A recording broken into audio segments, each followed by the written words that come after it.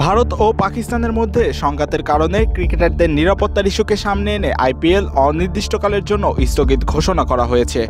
ভারতীয় cricket board BCCI শুক্রবার এই সিদ্ধান্তের কথা জানায়। ভারতের সংবাদ মাধ্যম হিন্দুস্তান টাইমসকে বিসিসিআইয়ের একটি সূত্র জানায়, আমরা অনির্দিষ্টকালের জন্য আইপিএল স্থগিত করার সিদ্ধান্ত নিয়েছি।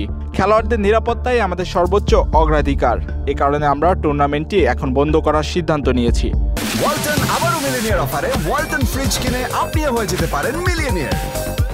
মিলিনিয়ার ছড়াছড়ি দেশ জুড়ে, এটা শুধু ওয়ালটনই পারে। বৃহস্পতিবার ভারতের জম্মুতে পাকিস্তানের সামরিক বাহিনীর হামলার পর ধর্মশালা স্টেডিয়ামে নিরাপত্তাজনিত কারণে আইপিএলে পাঞ্জাব কিংস ও দিল্লি ক্যাপিটালসের ম্যাচটি বাতিল ঘোষণা করা হয়।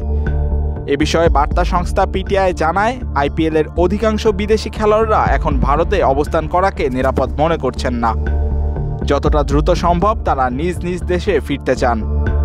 অন্যদিকে ভারত পাকিস্তানের চলমান পরিস্থিতি বিবেচনায় পাকিস্তান থেকে সংযুক্ত আরব আমিরাতে সরিয়ে নেওয়া হয়েছে পিএসএলও। এ বিষয়ে পিসিবি এক সংক্ষিপ্ত বিবৃতিতে জানায়, পিএসএল এর লিগ পর্বের বাকি 4টি ও ফাইনাল সহ প্লে অফ পর্বের সব ম্যাচ আরব আমিরাতে অনুষ্ঠিত হবে। Sports desk, Manabzamin.